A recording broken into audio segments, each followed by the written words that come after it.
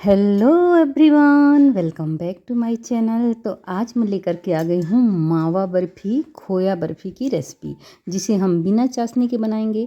यदि आपकी बर्फ़ी अच्छे से सेट नहीं होती या बहुत ज़्यादा सख्त हो जाती है तो ये रेसिपी आपके लिए है। इतना आसान तरीका है कि इसे बच्चे भी बना पाएंगे। तो चलिए देखते हैं इसको कैसे बनाना है। तो गैस में चढ़ा दिया है एक पैन और इसमें डाल रही हूँ मैं चीनी। तो 1 कप मैंने चीनी लिया है और आधा कप मैं ले रही हूँ इसमें पानी। पानी मैं कम इसलिए डाल रही हूँ क्योंकि पानी डालने से हमको इसको कम पकाना पड़ेगा और ये जल्दी गाढ़ी चाशनी बन के तैयार हो जाएगी। शक्कर घुल गया है, बॉयल भी अच्छे से आ गया है। हाई फ्लेम पे इसको अच्छे से पका लेना है 1 से 2 मिनट, ताकि हमारी जो चाशनी है वो गाढ़ी हो जाए।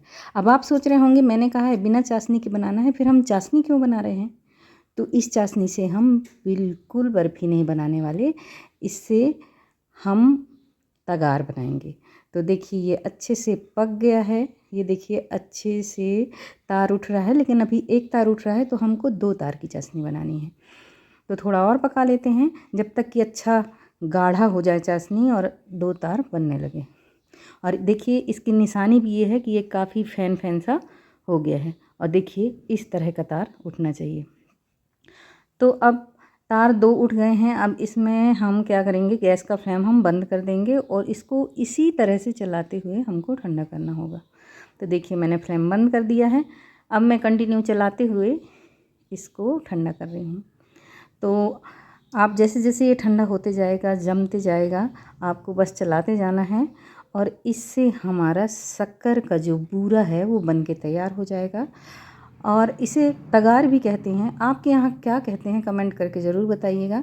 दोस्तों, अगर आप इस झंझट से बचना चाहते हैं तो आप मार्केट से भी बूरा ला सकते हैं। और अगर आपको मार्केट से लाने वाला कोई नहीं है तो आप फटाफट से घर में भी बना सकते हैं। बहुत आसान है बनाना। तो देखिए 250 ग्राम शक्कर से मैंने ढेर सारा तगार बना लिया है। अब इसमें थोड़ी से बड़े बड़े से चंक्स हैं, तो उसको दूर करने के लिए मैंने एक छन्नी में इसको डाल दिया है और इसको दबाते हुए मैं अच्छे से छान लूँगी। इससे होगा ये कि ये एक बराबर दानेदार तगार बन करके तैयार हो जाएगा। तो देखिए इस तरह से मैंने इसको छान भी लिया है। तो कोई भी मिठाई हो, लड्डू हो, जब हम शक्कर के पाउडर की बजाय तगार से बनाते हैं तो वो बहुत ही बढ़िया बनता है और दानेदार बनता है। तो ये देखिए इतना आसान है तगार बनाना। तो चलिए अब तगार को रखते हैं साइड में और अब हम बना लेते हैं, मतलब भून लेते हैं मावा को। तो यहाँ मैंने 300 ग्राम के लगभग मावा लिया है और इसको मैं बिना कुछ डाले रोस्ट कर रही हूँ। तो इसको मैंने पहले ग्रेट कर लिया था और इसको अब हम रोस्ट कर रहे हैं। तो मीडियम फ्लेम पे मैं इसको लगातार चलाते हुए भून रही हूँ तब तक जब तक कि अच्छे से भुन ना जाए। तो ये देखिए जैसे जैसे मैं चलाते जा रही हूँ मावा हमारा इकट्ठे होते जा रहा है और भुन जा रहा है।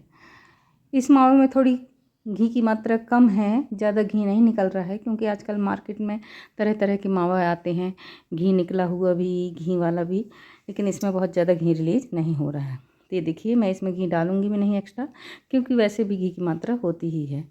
तो मावा भुन करके बिल्कुल तैयार है। ये देखिए अच्छे से भुन गया है।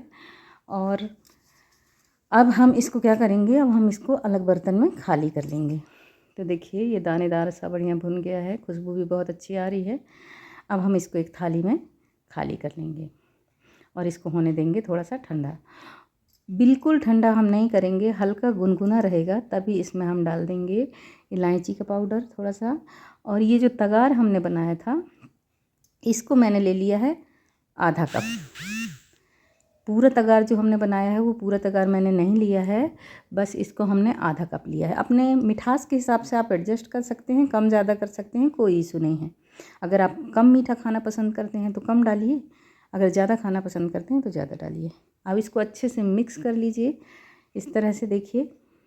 और एक टिन लीजिए या थाली लीजिए, इसको अच्छे से घी से ग्रीस कर लीजिए और इसमें इसको सेट कर दीजिए। तो देखिए कोई चाशनी का चक्कर नहीं है और ना ही चाशनी के कम गाढ़ा होने का या ज़्यादा सख्त होने का कोई चक्कर है।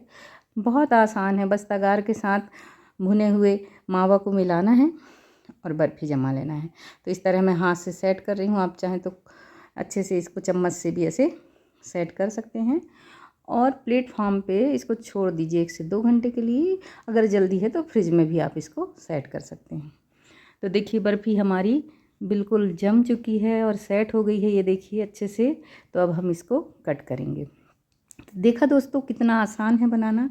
मैंने कहा था ना कि इसे बच्चे भी बना पाएंगे, तो बहुत आसान है बनाना। आप भी ज़रूर ट्राई कीजिए। वीडियो अगर पसंद आया है तो प्लीज़ लाइक शेयर ज़रूर कीजिए। चैनल में नए हैं तो प्लीज़ सब्सक्राइब कर लीजिए, ताकि न्यू वीडियो की नोटिफिकेशन आपको टाइमली मिलती रहे। तो ये देखिए बहुत ही सुंदर लाजवाब मावा की बर्फ़ी बन करके तैयार है। इसमें हमने मावा और शक्कर के बूरे के अलावा सिर्फ इलायची पाउडर डाला है, इसके अलावा कुछ भी नहीं डाला है। तो बहुत ही शुद्ध और बहुत ही स्वादिष्ट बर्फ़ी बन के तैयार है।